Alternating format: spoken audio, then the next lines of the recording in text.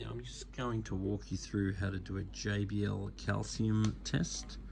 Now the calcium tests are available individually, and they're also available in multi-packs like this. Now it's very important for saltwater aquariums that you run a correct calcium level. If you're trying to maintain your corals, you really want to run a level of about 420, 440.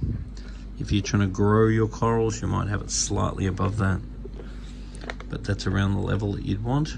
So the first thing they're saying we need to do is put 5 mils of the water we want to test into a test tube.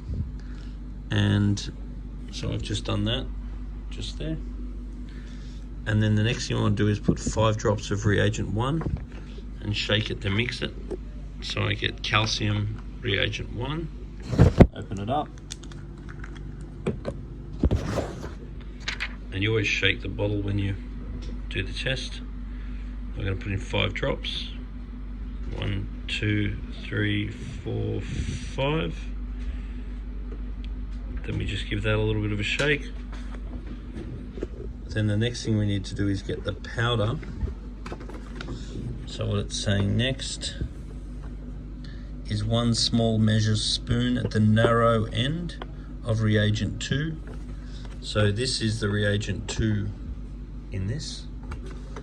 This is it there. And then we need to get not the big end, but the little end. We need to dip it in there and get a level spoon, which I'll just do now.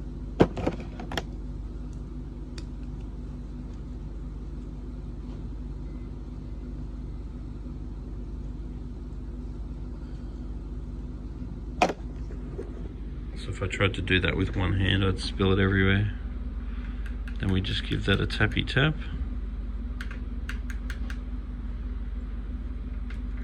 Prefer not to wet the spoon, but so be it. Make sure that's nice and dry before you use it again. So we give that a shaky shake.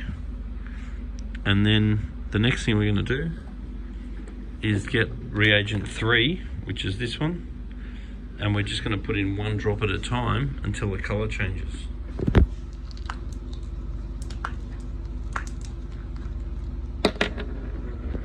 So this one's called a titration test. So we're counting the amount of drops. It's not a colorimetric test where we're comparing the colour.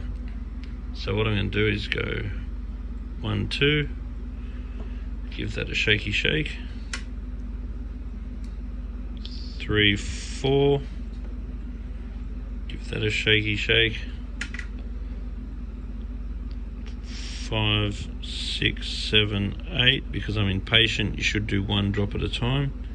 So that was 8, 9, 10. Give that a shake. And you'll see that it's already starting to change a little bit. 10, 11, 12.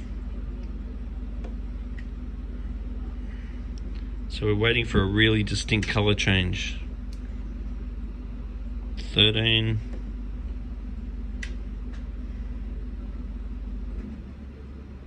14.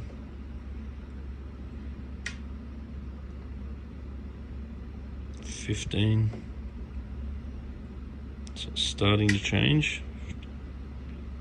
16.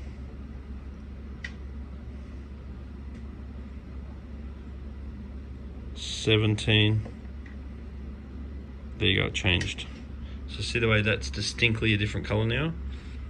It's not a reddy colour, it's more of a purpley colour. So that was 17 drops. And then each drop corresponds to a level of calcium.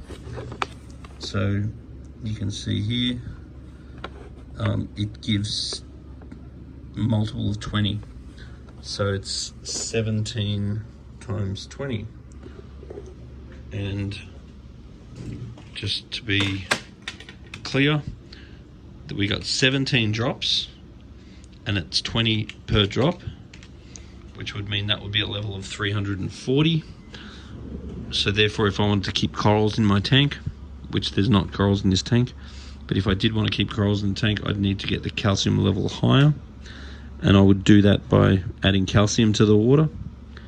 And I would want to be aware of my pH and KH and magnesium, because all these levels are actually related. But anyway, that's how you check the JBL calcium test. They're very easy to test and they are quite accurate.